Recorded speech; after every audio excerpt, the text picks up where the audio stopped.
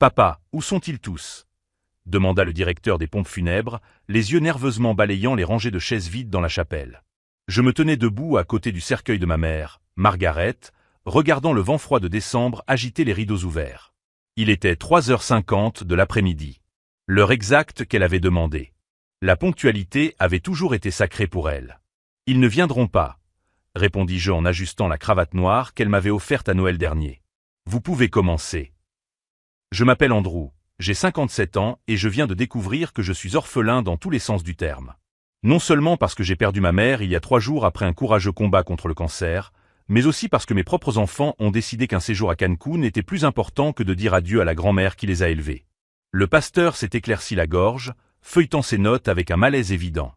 En 45 ans de carrière ministérielle, il n'avait jamais célébré de funérailles avec une seule personne dans l'assemblée.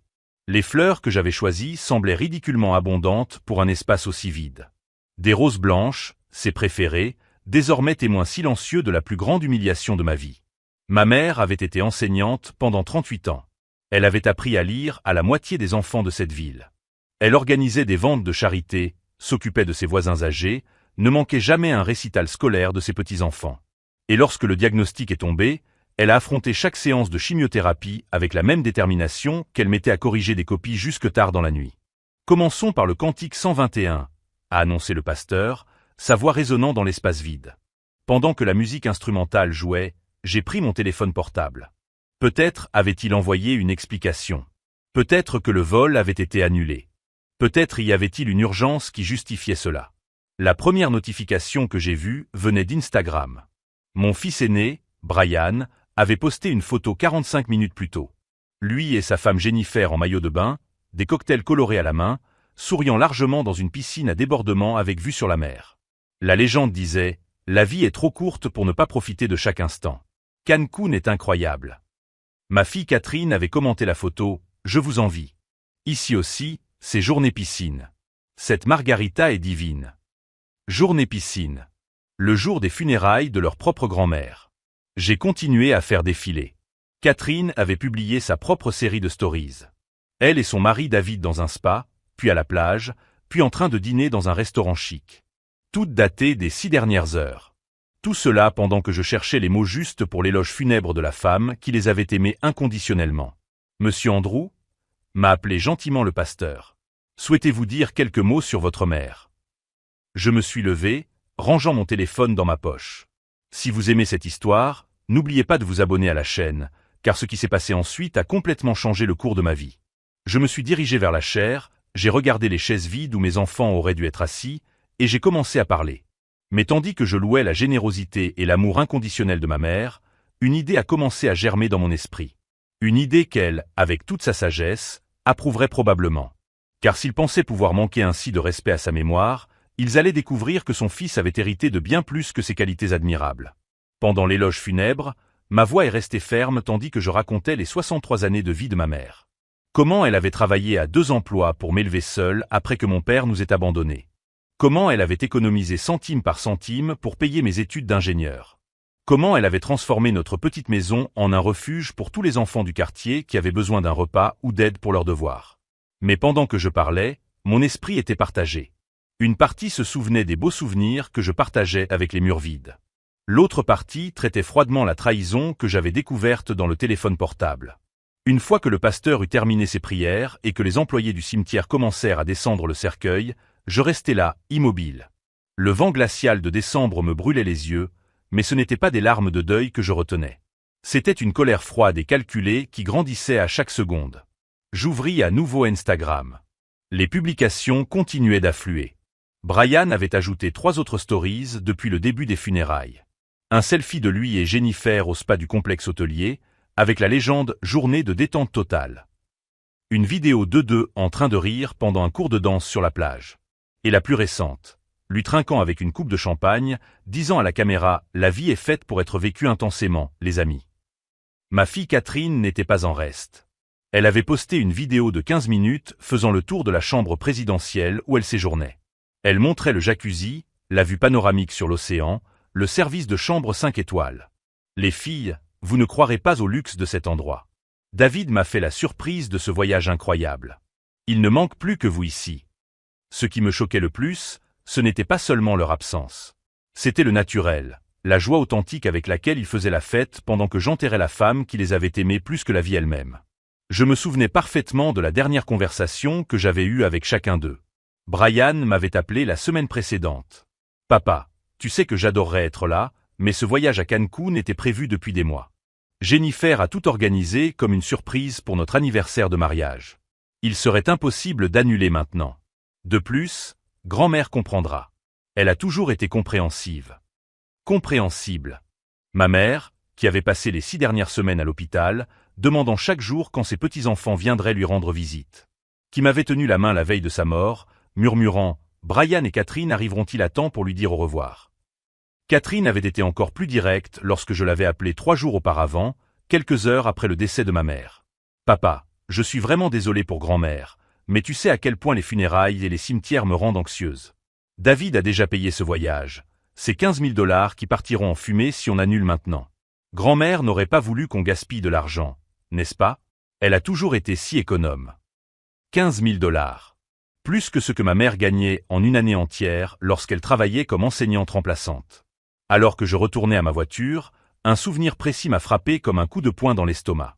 Noël, 2 ans auparavant, lorsque ma mère avait donné à Brian et Catherine les 5 000 derniers $ de son compte d'épargne.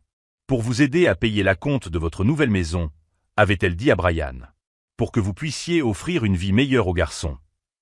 Catherine avait utilisé l'argent pour une opération de chirurgie esthétique. Brian avait acheté une voiture de sport. Aucun des deux n'avait remercié comme il se devait. En fait, Brian s'était plaint après coup que 5 000 $ n'aidaient pas beaucoup, vu le prix de l'immobilier. Je suis arrivé à ma voiture et je me suis assis un moment dans le silence. J'ai repris mon téléphone et j'ai consulté mes contacts. Il y avait des dizaines de messages de condoléances de voisins, d'anciens élèves de ma mère, de collègues de travail. Des gens qui la connaissaient à peine, mais qui avaient tenu à envoyer des fleurs, à proposer leur aide, à partager des souvenirs affectueux. Mais mes propres enfants? Rien d'autre que ce message froid de Brian le matin des funérailles. C'est à ce moment-là qu'une idée a commencé à germer dans mon esprit. Une idée que ma mère, avec toute sa sagesse sur la justice et les conséquences, aurait probablement approuvé. Car s'il pensait pouvoir manquer ainsi de respect à sa mémoire, ignorer complètement la femme qui les avait élevés avec tant d'amour et de dévouement, alors peut-être était-il temps pour eux d'apprendre une leçon sur la famille qu'ils n'avaient apparemment jamais comprise. Et j'avais exactement l'outil qu'il fallait pour leur enseigner cette leçon. L'après-midi suivant les funérailles, j'étais chez ma mère en train de trier ses affaires lorsque mon téléphone a sonné. C'était Brian. « Papa, j'espère que tu vas bien. » Sa voix semblait trop décontractée, comme s'il appelait pour prendre des nouvelles de la météo. « Écoute, je suis ici au resort en train de réfléchir. Qu'en penses-tu que nous pourrons régler la question de l'héritage? Jen et moi avons repéré une maison plus grande. Et tu sais comment est le marché ici à Denver. La question de l'héritage. Il n'avait même pas attendu 24 heures depuis l'enterrement de ma mère. Brian, nous n'avons même pas encore traité le testament. Ta grand-mère a été enterrée hier. Je sais, papa, et j'en suis désolé. Mais la vie continue, n'est-ce pas? Et franchement, grand-mère a toujours voulu que nous saisissions les opportunités. Elle serait heureuse de savoir que nous investissons dans l'avenir de la famille. Investir dans l'avenir de la famille. La même famille qui n'était pas venue aux funérailles de la matriarche. De plus, a-t-il poursuivi, Catherine et moi avons discuté, et nous pensons qu'il serait préférable de vendre rapidement la maison de grand-mère. Le marché immobilier est en hausse, et cela n'a aucun sens de laisser cet argent inutilisé alors que nous pouvons multiplier cet investissement. Vendre la maison. La maison où ma mère avait vécu pendant 42 ans. La maison où elle m'avait élevé, où Brian et Catherine avaient passé tous les Noëls de leur enfance, où elle leur avait appris à faire des biscuits et à faire du vélo dans le jardin. Papa, tu m'écoutes? Je t'écoute, Brian. Très bien. Alors, quand tu rentreras à la maison, on pourra rencontrer un agent immobilier? Catherine a déjà trouvé quelques noms. Il y a un spécialiste des ventes rapides qui peut tout évaluer cette semaine. J'ai raccroché sans répondre. 1 heure plus tard, Catherine a appelé. Papa, Brian m'a dit que vous aviez parlé de la maison. Je suis contente que nous soyons d'accord. Sa voix avait ce ton enthousiaste qu'elle avait quand elle parlait de shopping. David a trouvé un avocat spécialisé dans les inventaires qui peut accélérer tout le processus. Apparemment, s'il n'y a pas de litige entre les héritiers, nous pouvons tout régler en 6 semaines. 6 semaines. Ma mère était encore fraîchement enterrée. Catherine, je ne suis même pas encore allé dans son bureau pour voir les documents. Ah, à ce sujet. J'ai déjà fait des recherches, et en fait, tout ce remue-ménage n'est pas nécessaire. L'avocat a dit qu'il s'agissait généralement juste d'une maison, d'une voiture et d'un compte bancaire. Rien de très compliqué. L'important est de ne pas laisser le processus traîner en longueur, car les impôts commencent alors à compliquer les choses. Les impôts. Elle se préoccupait des impôts avant même de savoir exactement en quoi consistait l'héritage. Écoute, papa, je sais que cela peut sembler prématuré, mais David et moi avons fait quelques calculs de base. Si nous divisons tout par 3, chacun devrait recevoir environ 100 000, 120 au maximum. Pour nous ici à Miami, ce serait parfait pour la compte d'un appartement que nous visitons à Brickell. Vue sur la baie, 3 chambres, salle de sport. 100 000, 120 au maximum. Elle calculait la valeur de la vie de sa propre grand-mère comme s'il s'agissait d'une transaction commerciale. Catherine, comment es-tu arrivée à cette estimation? Allons, papa, ce n'est pas sorcier. La maison de grand-mère doit valoir environ 250 000 au maximum, c'est un quartier modeste. Sa voiture ne vaut pas grand-chose, c'est une vieille Honda. Et grand-mère a toujours été économe, donc son compte en banque ne doit pas dépasser 50 ou 60 000 $. Économe. Ma mère avait été économe parce qu'elle dépensait chaque centime supplémentaire pour aider ses enfants et petits-enfants. Elle avait payé la totalité des études universitaires de Brian. Elle avait donné 15 000 $ à Catherine lorsqu'elle s'était mariée. Elle avait acheté la première voiture de chacun de ses petits-enfants. Elle avait été économe avec elle-même pour être généreuse avec nous tous. De plus, continua Catherine, il ne sert à rien de se laisser aller à la nostalgie. Grand-mère disait toujours que l'argent qui ne travaille pas est de l'argent perdu. Elle serait fière de savoir que nous sommes pragmatiques. Pragmatique. Le mot qu'ils utilisaient pour justifier tout ce qu'ils voulaient faire. Après avoir raccroché, je me suis dirigé vers le bureau de ma mère. C'était une petite pièce à l'arrière de la maison, avec un bureau en bois qui avait appartenu à mon grand-père. Les murs étaient couverts de photos. La remise de diplôme d'ingénieur de Brian, le mariage de Catherine, les anniversaires des petits-enfants, ma propre remise de diplôme il y a 30 ans. J'ai ouvert le tiroir principal du bureau. À l'intérieur se trouvait un dossier organisé avec l'étiquette « Testament et documents importants », écrite de la main soignée de ma mère. Ce que j'ai trouvé dans ce dossier m'a glacé le sang. Ma mère n'avait pas seulement 250 000 $ en biens, comme Catherine l'avait estimé. La maison, qu'elle avait payée depuis longtemps et entretenue de manière impeccable, avait été évaluée à 450 000 $ lors de la dernière estimation. La vieille Honda était en fait un modèle datant de 3 ans, acheté comptant et encore évalué à 28 000 $. Mais ce qui m'a vraiment choqué, c'est le compte bancaire. Ma mère avait économisé, investi et mis de côté pendant des décennies. 380 000 $ en certificats de dépôt et en compte d'épargne. Plus 240 000 $ dans un fonds d'investissement conservateur qu'elle avait conservé pendant 15 ans. Au total, l'héritage s'élevait à plus d'1 100 000 $. 1 100 000 $ que Brian et Catherine comptaient les jours pour se partager, sans même lui avoir fait leurs adieux comme il se doit. J'ai continué à lire les documents. Une lettre était jointe au testament, avec mon écriture à l'extérieur, à Andrew, à n'ouvrir qu'après mon décès. À l'intérieur, l'écriture soignée de ma mère. Mon cher Andrew, si tu lis ceci, c'est que mon heure est venue. Je veux que tu saches que chaque centime que j'ai économisé l'a été dans le but d'assurer la sécurité et les opportunités de notre famille. Mais je veux aussi que tu uses de ta sagesse pour décider qui mérite vraiment ce cadeau que j'ai travaillé si dur pour construire. L'argent doit aller à ceux qui comprennent que la famille n'est plus qu'une simple commodité. Je fais entièrement confiance à ton jugement. Avec tout mon amour, maman. Je suis resté assis dans son fauteuil pendant un long moment, la lettre à la main. Dehors, j'entendais le bruit de la rue, les enfants qui rentraient de l'école, la vie normale qui continuait alors que mon monde avait complètement changé. C'est à ce moment-là, assis dans le fauteuil où ma mère avait écrit des centaines de lettres de recommandation pour d'anciens élèves, que j'ai pris une décision qui allait tout changer. Si Brian et Catherine pensaient pouvoir traiter la mémoire de ma mère comme une transaction commerciale, s'ils croyaient vraiment que la famille n'était qu'une question d'héritage et de convenance, alors ils étaient sur le point d'apprendre une leçon très précieuse sur les conséquences. Et j'avais exactement les outils qu'il fallait pour leur enseigner cette leçon. Le lendemain matin, je me suis levé tôt et je me suis rendu directement au bureau de Harold Brennan, l'avocat qui s'était occupé des affaires juridiques de ma mère au cours des 20 dernières années. Harold était un homme de 70 ans, aux cheveux gris et portant toujours ses lunettes de lecture autour du cou. Il connaissait ma mère depuis qu'elle avait acheté la maison, et je savais que je pouvais lui faire confiance. « Andrew, toutes mes condoléances », m'a-t-il dit en me serrant la main avec une sincérité authentique. Margaret était une femme extraordinaire. Comment puis-je vous aider aujourd'hui? J'ai posé tous les documents sur son bureau. Harold, j'ai besoin de comprendre exactement quelle est ma marge de manœuvre ici. Il mit ses lunettes et commença à examiner attentivement chaque document. Après 15 minutes de silence, il se cala dans son fauteuil et me regarda droit dans les yeux. Eh bien, Andrew, votre mère a été très intelligente dans la façon dont elle a structuré cela. Techniquement, elle vous a désigné comme exécuteur testamentaire principal et bénéficiaire majoritaire. La lettre qu'elle a jointe n'est pas seulement sentimentale, elle a une valeur juridique. Vous avez toute latitude pour déterminer comment les biens seront répartis entre les héritiers. Cela signifie que je peux?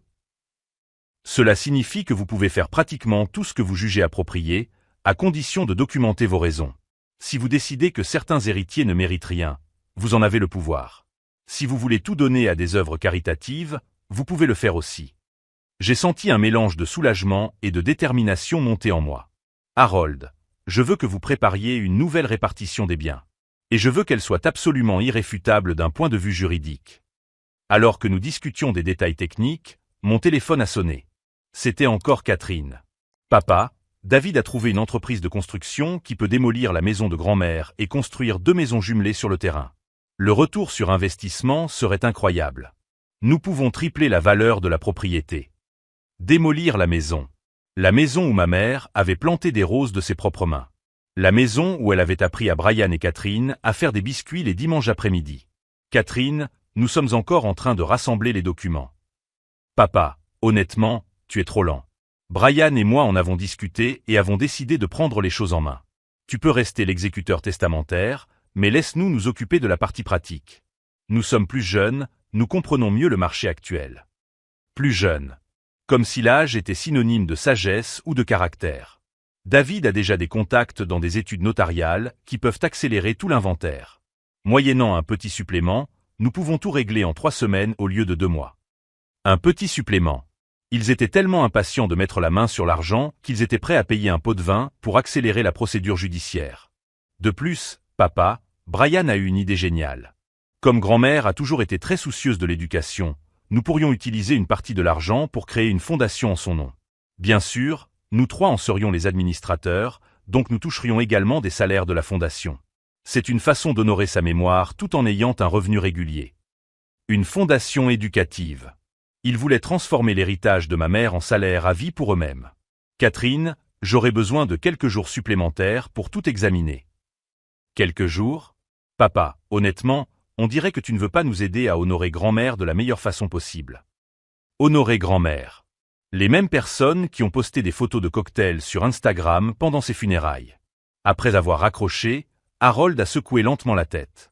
Andrew, en 40 ans de carrière, j'ai vu beaucoup de familles se détruire à cause d'un héritage. Mais j'ai rarement vu un manque de décence aussi flagrant. C'est exactement pour cela que je veux faire ce que je vais faire, Harold. Nous avons passé les 2 heures suivantes à élaborer un plan complètement différent. Harold m'a expliqué chaque aspect juridique, chaque moyen de protéger la décision contre d'éventuelles contestations futures. Tu es sûr de toi, Andrew? Une fois que nous aurons signé ces documents, il n'y aura plus de retour en arrière possible. J'en suis absolument certain. Cet après-midi-là, j'ai décidé de faire une dernière vérification avant de finaliser le tout. J'ai rouvert le compte Instagram de mes enfants. Brian avait posté une vidéo de 45 secondes montrant l'ensemble du complexe hôtelier. Les amis, regardez cet endroit incroyable. Jennifer et moi vivons comme des rois ici à Cancun. Complexe hôtelier tout compris, spa, cours de tennis privé. La vie est faite pour être profitée. Dans les commentaires, quelqu'un avait demandé « Et les funérailles de ta grand-mère ?» Réponse de Brian « La vie continue, n'est-ce pas ? Grand-mère a toujours été la première à dire qu'il ne fallait pas arrêter de vivre à cause de la mort. Elle serait heureuse de savoir que nous profitons de chaque instant. » Catherine avait commenté la publication « Je vous envie. » Mais ici, à Miami, ce n'est pas mal non plus. David m'a emmené dans un spa incroyable aujourd'hui. Massage aux pierres chaudes, soin du visage alors. Je me suis sentie comme une princesse. Massage aux pierres chaudes. Le lendemain des funérailles de ma grand-mère. C'est à ce moment-là que j'ai pris ma décision finale. Si vous suivez cette histoire et que leur attitude vous révolte, n'oubliez pas de vous abonner à la chaîne, car ce qui s'est passé ensuite a été le revirement le plus satisfaisant que vous ayez jamais vu. J'ai appelé Harold. Harold, finalise tous les documents. Nous allons faire exactement comme prévu. Tu es sûr, Andrew? Je n'ai jamais été aussi sûr de quoi que ce soit dans ma vie. Pendant qu'Harold préparait les derniers documents, j'ai commencé à organiser la deuxième partie de mon plan. Il ne suffisait pas de modifier le testament. Je voulais que Brian et Catherine comprennent pleinement les conséquences de leur choix. J'ai ouvert l'ordinateur portable de ma mère et j'ai commencé à compiler une chronologie détaillée des 5 dernières années. Chaque fois qu'ils avaient emprunté de l'argent et ne l'avaient jamais remboursé. Chaque promesse de visite non tenue. Chaque vacances annulée à la dernière minute. Chaque fois que ma mère avait demandé de leurs nouvelles et que j'avais inventé une excuse pour ne pas la blesser. La liste était plus longue que je ne l'avais imaginé. J'ai également rassemblé tous les messages et publications Instagram du jour des funérailles. Des captures d'écran avec des horodatage montrant exactement ce qu'il faisait pendant que je portais seul le cercueil de ma mère. Vers 20 h, j'ai reçu un autre appel. Cette fois, c'était Brian, mais le ton était complètement différent. « Papa, j'ai quelque chose à te dire. Jennifer et moi envisageons d'avoir un autre enfant. Et tu sais à quel point il est difficile d'élever des enfants de nos jours. L'éducation privée, l'assurance maladie, toutes ces choses. Un autre enfant. La petite fille dont ma mère demandait des nouvelles tous les jours à l'hôpital, mais qu'il ne lui avait jamais amené voir. Ce que je veux dire, c'est que, il vaudrait peut-être mieux que je reçoive une plus grande part de l'héritage. Après tout, j'ai 2 enfants à charge, et Catherine n'en a aucun. Ce serait plus juste, tu ne crois pas? Plus juste. Il voulait renégocier l'héritage en fonction de ses besoins financiers personnels. Brian, nous en discuterons à votre retour de voyage. En fait, papa, Jennifer et moi avons décidé de prolonger notre voyage d'1 semaine. Nous avons trouvé une offre incroyable pour Tulum. Ce serait dommage de la laisser passer. Ils allaient prolonger leur lune de miel pendant que je m'occupais seul de toutes les affaires de ma mère décédée. Mais ne t'inquiète pas, à notre retour, nous réglerons tout rapidement. Tu n'auras qu'à signer les papiers que l'avocat de Catherine aura préparés. L'avocat de Catherine. Ils avaient déjà engagé un représentant légal sans même me consulter. C'est à ce moment-là que j'ai réalisé que j'avais franchi une ligne de non-retour. Ma mère avait passé toute sa vie à être trop généreuse avec des gens qui confondaient générosité et faiblesse. Cette confusion était sur le point de prendre fin, à un prix très élevé. 3 semaines plus tard, Brian et Catherine sont enfin revenus de leurs longues vacances dans les Caraïbes. J'avais passé ces 21 jours à organiser méticuleusement chaque détail de l'inventaire, travaillant côte à côte avec Harold pour m'assurer que tout soit absolument irréfutable. Le lundi matin, j'ai reçu un appel de Catherine. Son ton était complètement différent, anxieux, presque désespéré. « Papa, je dois te voir aujourd'hui. Tout de suite. » L'avocat que j'ai engagé a essayé d'accéder aux documents de l'inventaire et m'a dit qu'il y avait quelques irrégularités. Quel genre d'irrégularité, Catherine? Il n'a pas pu m'expliquer clairement au téléphone. Il a dit que nous devions nous parler en personne. Brian vient aussi. Pouvons-nous nous retrouver chez grand-mère dans 1 heure?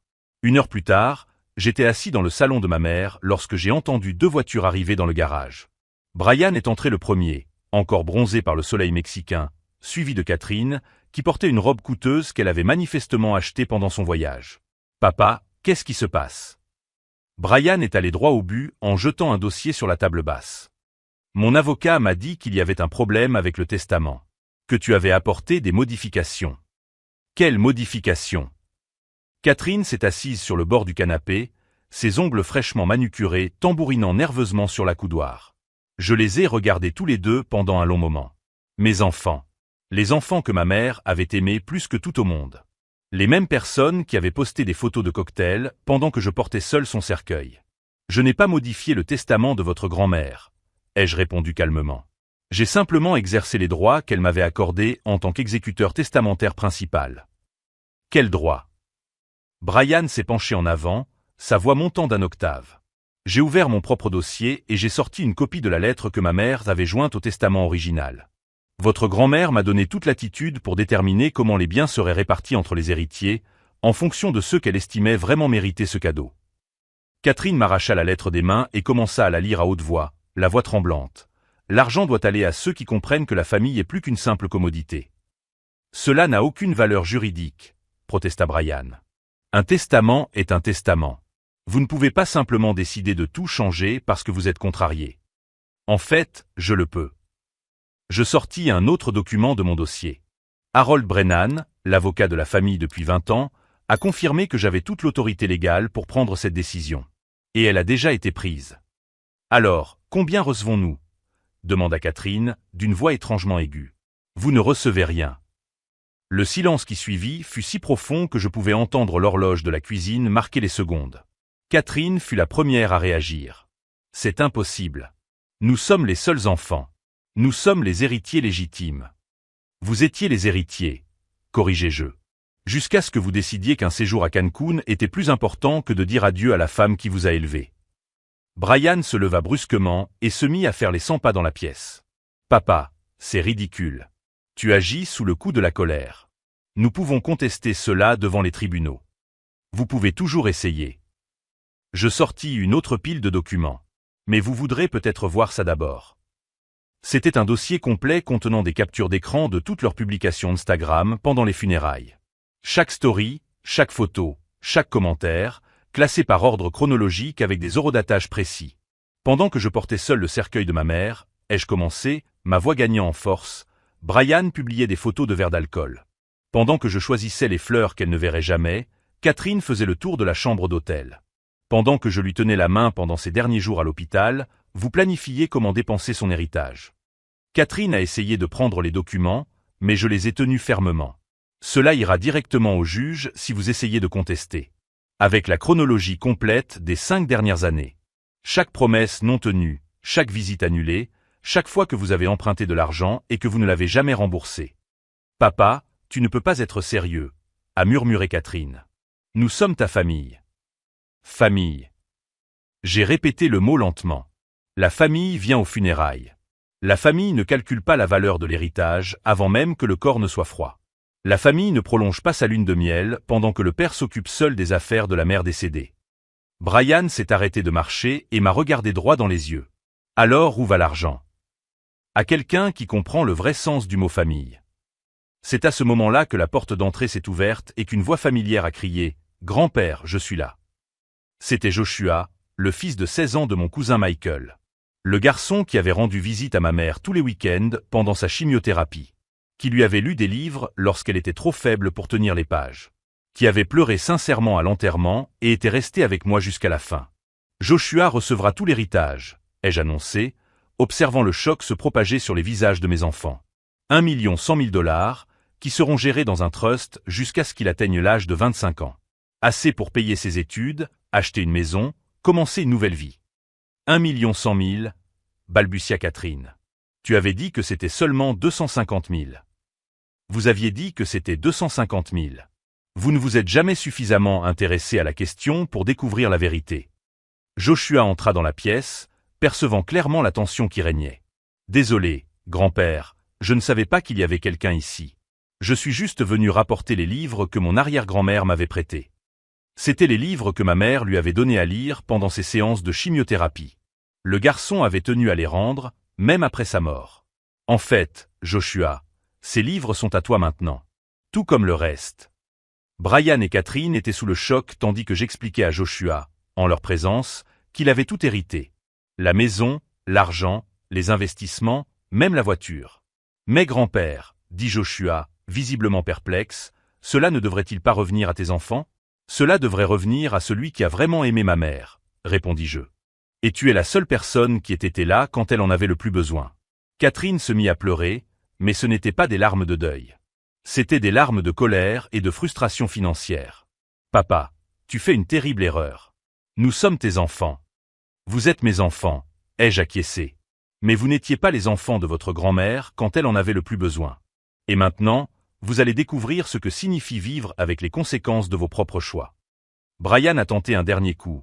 Papa, cela va détruire notre famille pour toujours. Je l'ai regardé longuement, puis j'ai regardé Catherine, qui pleurait encore de rage. Notre famille a été détruite au moment où vous avez décidé qu'un voyage de vacances était plus important que d'honorer la femme qui a consacré toute sa vie à vous aimer. Le revirement auquel ils ne s'attendaient pas n'était pas seulement de perdre leur héritage. C'était de découvrir que, pendant tout ce temps, j'avais eu le contrôle total sur leur avenir financier et qu'ils n'avaient même pas pris la peine de le découvrir. Les jours qui ont suivi la confrontation chez ma mère ont été révélateurs d'une manière que je n'aurais jamais pu imaginer. Brian et Catherine ont essayé toutes les stratégies possibles pour renverser la situation, mais chacun de leurs gestes ne faisait que renforcer ma décision. Brian a été le premier à tenter l'approche émotionnelle. Il s'est présenté chez moi 3 jours plus tard, sans prévenir, les yeux rouges et avec une expression que je n'avais pas vue depuis qu'il était enfant et qu'il cassait quelque chose de précieux. « Papa, s'il te plaît, pouvons-nous discuter entre adultes? Je sais que nous avons commis des erreurs, mais nous sommes une famille. Tu ne peux pas simplement nous exclure comme ça. » « Entre adultes ?» ai-je répété en le regardant tripoter ses clés de voiture. Les adultes assistent aux funérailles de leur propre grand-mère. Les adultes ne prolongent pas leur lune de miel pendant que leur père s'occupe seul des affaires de leur mère décédée. « Papa, tu sais que j'aurais voulu être là. Mais les circonstances. Les circonstances étaient que vous avez pensé qu'un voyage de vacances était plus important que d'honorer la femme qui vous a élevé. » Il a essayé de discuter pendant 40 minutes. Il a parlé du stress au travail, du fait que Jennifer avait planifié le voyage comme une surprise, du fait qu'il savait que grand-mère comprendrait. Chaque mot qui sortait de sa bouche ne faisait que confirmer qu'il ne comprenait toujours pas l'ampleur de ce qu'il avait perdu. Catherine est arrivée 2 heures après le départ de Brian. Sa stratégie était complètement différente et beaucoup plus révélatrice de son caractère. « Papa, j'ai parlé à un avocat. Il m'a dit que je pouvais contester cette décision devant les tribunaux. Apparemment, il existe des précédents juridiques pour les cas où les exécuteurs testamentaires agissent sous le coup de l'émotion. Contester devant les tribunaux. Elle voulait poursuivre son propre père pour avoir donné l'héritage de sa grand-mère à quelqu'un qu'il aimait vraiment. Catherine, tu as tout à fait le droit d'essayer. Je ne veux pas en arriver là, papa. Mais je ne peux pas simplement accepter de perdre 1 100 000 $. David et moi avons des projets, des investissements qui dépendent de cet argent. Des projets et des investissements. La femme qui avait posté des photos de spa sur Instagram pendant les funérailles de sa grand-mère me parlait de projets financiers basés sur son héritage. Quelle est la valeur de ta dignité, Catherine? La dignité ne paie pas les factures, papa. C'est à ce moment-là que j'ai compris que j'avais pris la bonne décision. Ma fille était prête à poursuivre son propre père pour de l'argent qu'elle considérait comme lui appartenant automatiquement, alors qu'elle n'avait jamais montré d'amour ou de respect pour la personne qui avait accumulé cette fortune. Alors fais ce que tu juges nécessaire, Catherine. Mais prépare-toi à voir toutes tes publications du jour des funérailles présentées comme preuve. Elle pâlit lorsqu'elle comprit que j'avais tout documenté. 2 semaines plus tard, je reçus un appel d'Harold. « Andrew, ils ont vraiment intenté le procès. Mais j'ai une bonne nouvelle. Le juge a examiné tous les documents, y compris la lettre de ta mère et les preuves que tu as compilées. Il souhaite te parler en personne avant de prendre une décision. » Ma rencontre avec le juge Morrison fut une expérience que je n'oublierai jamais. C'était un homme d'une 60aine d'années, aux cheveux gris et au regard qui suggérait des décennies passées à traiter des litiges familiaux. « Monsieur Holloway, j'ai examiné attentivement cette affaire. Il est rare de voir une documentation aussi minutieuse. » Il a feuilleté les pages contenant les captures d'écran d'Instagram. « Puis-je vous demander pourquoi vous avez documenté ces publications de manière aussi détaillée? » Votre honneur, lorsque j'ai réalisé que mes enfants faisaient la fête dans un complexe hôtelier pendant que j'enterrais ma mère seule, j'ai compris que j'aurais besoin de preuves concrètes s'ils remettaient en question ma décision. Et le bénéficiaire que vous avez choisi? Joshua. Joshua a rendu visite à ma mère tous les week-ends pendant les 6 mois de chimiothérapie. Il lui a lu des livres lorsqu'elle était trop faible pour tenir les pages. Il a été le seul membre de la famille à rester avec moi jusqu'à la fin au cimetière. Le juge s'est calé dans son fauteuil et m'a observé longuement. Monsieur Holloway, en 28 ans au tribunal des successions, j'ai vu de nombreuses familles se déchirer pour une question d'héritage. Mais j'ai rarement vu une situation où les preuves de négligence familiale étaient aussi évidentes et où, en même temps, le choix du nouveau bénéficiaire était aussi manifestement motivé par un amour sincère. Il a rejeté la demande de Brian et Catherine. Non seulement il l'a rejeté, mais il a tenu à lire à haute voix certains des messages Instagram pendant l'audience, créant ainsi un registre public expliquant pourquoi ils avaient perdu leur héritage. Catherine est sortie du tribunal en pleurant. Brian est sorti en silence, sans me regarder. 3 mois plus tard, Joshua a obtenu son diplôme d'études secondaires avec les meilleures notes de sa classe. Lors de la cérémonie de remise des diplômes, il a prononcé un discours sur son arrière-grand-mère qui l'avait inspiré à devenir enseignant. Margaret Holloway m'a appris que l'éducation ne se résume pas à des livres et à des notes. Il s'agit de former des personnes qui font la différence dans le monde. Et je veux utiliser tout ce qu'elle m'a laissé pour perpétuer cet héritage. Il a utilisé une partie de l'argent pour payer des études supérieures en pédagogie. Une autre partie a été investie dans un fonds qui lui garantirait une stabilité financière jusqu'à l'âge de 25 ans. Et avec le reste, il a créé une bourse d'études au nom de ma mère pour les enfants défavorisés du quartier où elle avait enseigné. 6 mois après la décision du tribunal, Brian m'a appelé. Sa voix semblait différente, plus humble, moins arrogante. Papa, Jennifer et moi sommes en train de divorcer. Apparemment, lorsque l'argent facile de l'héritage a disparu, Jennifer a décidé que Brian n'était plus aussi attirant. Elle avait trouvé un autre homme avec une meilleure stabilité financière et déménageait dans un autre état. Je suis désolé, Brian. Ne le sois pas, papa. Je pense que j'avais besoin d'apprendre quelques leçons sur ce qui compte vraiment. Catherine a mis plus de temps à accepter cette nouvelle réalité. Elle et David ont tenté quelques entreprises qui ont échoué lorsqu'ils ont découvert qu'ils ne disposaient pas du capital initial qu'ils espéraient tirer de l'héritage. Finalement, elle a trouvé un emploi de gérante dans un grand magasin, un travail honnête qu'elle n'avait jamais envisagé auparavant. 1 an et demi après la mort de ma mère, j'ai reçu une lettre de Catherine. Elle était courte et écrite à la main. Papa, je sais que je ne mérite pas ton pardon, mais je veux que tu saches que je comprends enfin pourquoi tu as pris cette décision. Travailler pour subvenir aux besoins de ma propre famille m'a fait comprendre la valeur de ce que grand-mère a construit. Et voir Joshua utiliser cet héritage pour honorer sa mémoire m'a montré la différence entre mériter quelque chose et simplement s'attendre à le recevoir. Je ne te demande pas de me rendre l'argent. Je te demande une chance de te montrer que j'ai appris à être la fille que toi et grand-mère méritiez. Avec amour et regret, Catherine. J'ai parlé de la lettre à Joshua. Il était alors en 2e année d'université et avait d'excellentes notes. Il m'a donné un conseil qui ressemblait exactement à ce que ma mère aurait dit. Grand-père, le pardon ne signifie pas rendre l'héritage. Mais cela signifie peut-être leur donner une chance de prouver qu'ils ont vraiment changé. 2 ans après les funérailles de ma mère, j'ai organisé la première réunion de famille depuis ce jour terrible. Catherine est arrivée avec un cadeau simple, un cadre artisanal qu'elle avait fabriqué elle-même, contenant une photo de ma mère avec Joshua pendant l'une des séances de lecture à l'hôpital. Brian est arrivé les mains vides, mais avec quelque chose de bien plus précieux, une humilité sincère. Papa, je ne m'attends pas à ce que tu me pardonnes pour ce que j'ai fait. Mais je veux que tu saches que j'essaie d'être l'homme que grand-mère croyait que je pouvais être. Il avait commencé à travailler comme bénévole dans une maison de retraite, faisant la lecture à des personnes âgées qui ne recevaient pas de visite. J'ai réalisé que je pouvais honorer sa mémoire même sans avoir reçu son argent. Joshua, aujourd'hui âgé de 19 ans et d'une maturité impressionnante, a proposé quelque chose qui m'a profondément ému. Et si nous créions une tradition? Chaque année, à l'anniversaire de notre arrière-grand-mère, nous nous réunissons pour faire quelque chose qu'elle approuverait. Du bénévolat, de l'aide communautaire, tout ce qui permet de répandre le genre d'amour qu'elle a répandu tout au long de sa vie. C'est ainsi que notre famille a commencé à guérir. Non pas grâce à l'argent, mais grâce à un objectif. Non pas grâce à l'héritage matériel, mais grâce à l'héritage moral que ma mère avait laissé. Aujourd'hui, 5 ans après ses funérailles solitaires, notre réunion annuelle en mémoire de ma mère rassemble 15 personnes. Joshua a amené quelques camarades de fac. Catherine a amené les enfants qu'elle a eus après avoir appris à privilégier la famille plutôt que la commodité. Brian a amené sa nouvelle épouse, une enseignante à la retraite qu'il a rencontrée lors d'une activité bénévole. Et moi? J'ai apporté la paix de savoir que j'ai réussi à transformer la plus grande trahison de ma vie en la plus grande leçon que ma famille ait jamais reçue. Si vous êtes arrivé jusqu'ici dans cette histoire, si elle vous a touché ou vous a fait réfléchir à la véritable valeur de la famille, n'oubliez pas de vous abonner à notre chaîne. Nous avons des dizaines d'histoires comme celle-ci, où des gens ordinaires ont trouvé des forces extraordinaires pour transformer l'injustice en justice, la trahison en sagesse et la douleur en raison d'être.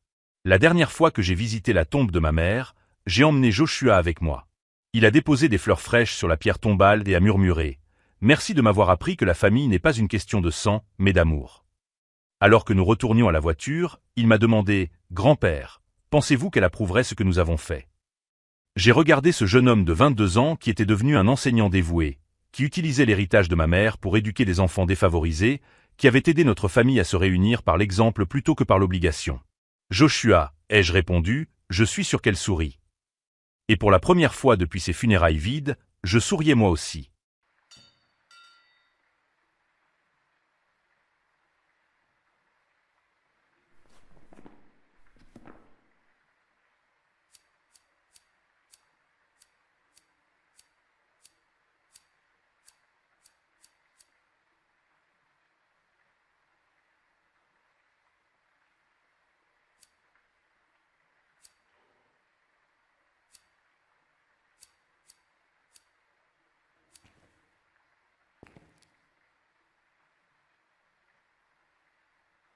Okay, if it's the slow ghost, we need to smudge at about 42 seconds. I'm not risking it. Nah. I'm not risking another photo on that. I don't want to chance it.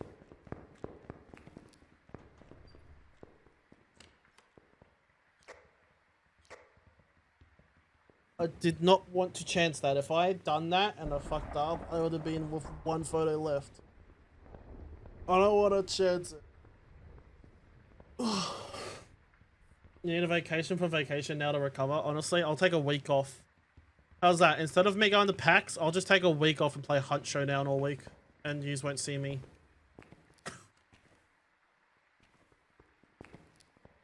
Sounds like a good plan, don't you think?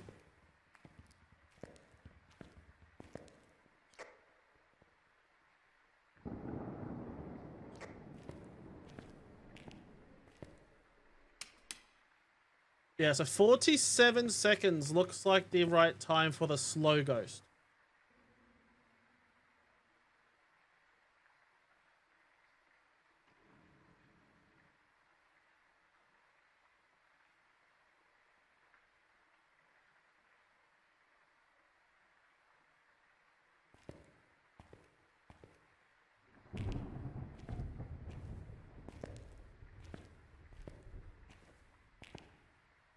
What do you reckon, chat? Should I just stop playing Phasmophobia altogether and just play Hunt Showdown?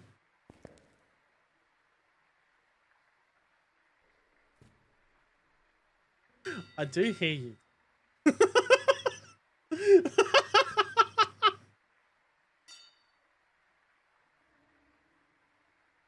You haven't brainwashed me in the Hunt. It's just a game that I'm enjoying. Fuck no, Spec.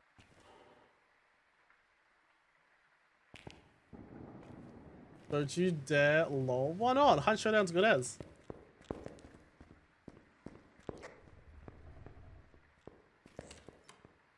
Warframe? Hell fucking no.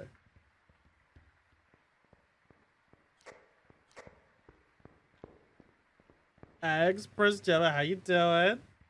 Hey, James, the shower guy. Fuck off, Spec. What do you mean by wow? I don't like Warframe. Never liked Warframe. Because I don't like a game, doesn't mean I can fucking say hell no to it. So, I'm doing great, Gemma. I'm doing absolutely fantastic. Play Fallout 76? No. Nah, I've been really vibing with Hunt lately. Like, really fucking vibing with Hunt. Yeah, it pisses me off because of some sort of shit, but it's not a toxic piss off that I've gotten like before. We'll say like Arc Raiders. I got toxic pissed off then. Toxic Ducky was showing. And I don't like Toxic Ducky. I've told you this. Toxic Ducky, no. But Hunt Showdown, it pisses me off sometimes. But not in a toxic way. It's more like I hate how that happened, but that's fine. It's okay. It's like there's no competitive side to it. I don't know. It's just a fun game I like. I got killed yesterday and scared. It was fun. It scared me so much. Oh, that's not good, Gemma. I'm sorry to hear that. 7 days. The server I was.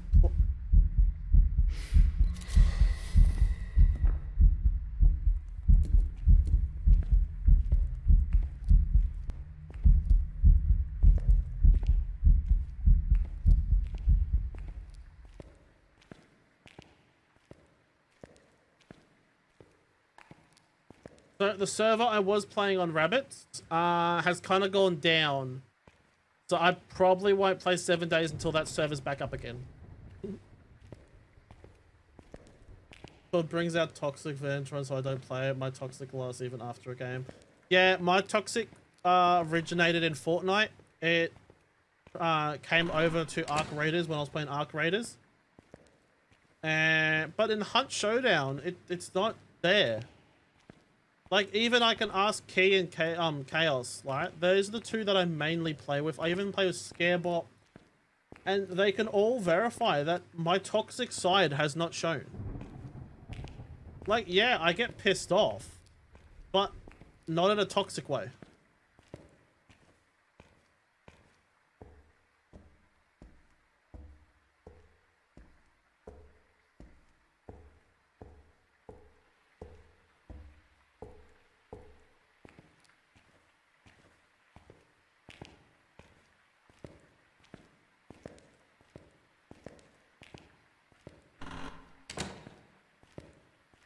bada bum bada bum bum ba ba ba bum ba ba bum ba ba bum bum ba ba ba bum bum bum bum bum bum. Dodge, dodge in the jungle, watch out for that tree. Watch out for that tree. I got translucent, I got shadow, and I got ghost. Alright, so all those completed. Tick. All those unique. Tick. Picked up the bone as well. Tick. All those unique. Tick. All that unique. Tick. Oh, Bambo selected. Tick. Oh, just so you know, gamer, not sure if it's because I got a ghost photo or not, but a translucent and shadow ghost also classes as a ghost photo. Like, technically, they're still ghost photos. You get the same amount of money for each of them. So I class all them as ghost photos. The only one I won't is a mist form. That's not a ghost photo. That's a mist form. No, good. I was just double checking. Oh, Fork Knife is the worst, but I also played when building mode was standard. I played back in Chapter 1. I competitive back in Chapter 1. I won a lot of money back in Chapter 1. I don't play Fortnite anymore.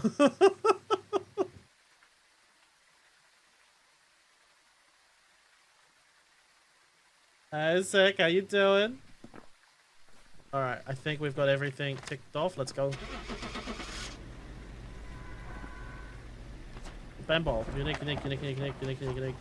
Those. A quick Fortnite is so laggy and unplayable for me. Yeah, that's fair. Welcome back. Let's fucking go. What was that? Game 55. We're up to game 55. That was...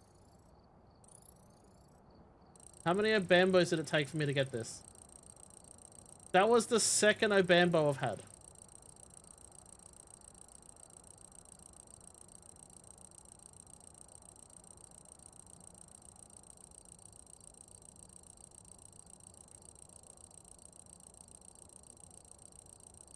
Look at that mullah.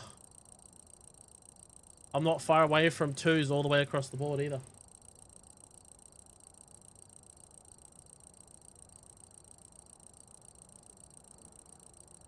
Alright, so game 55.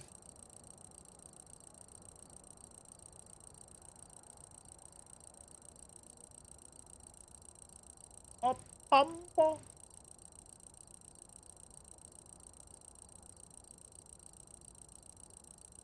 Six now.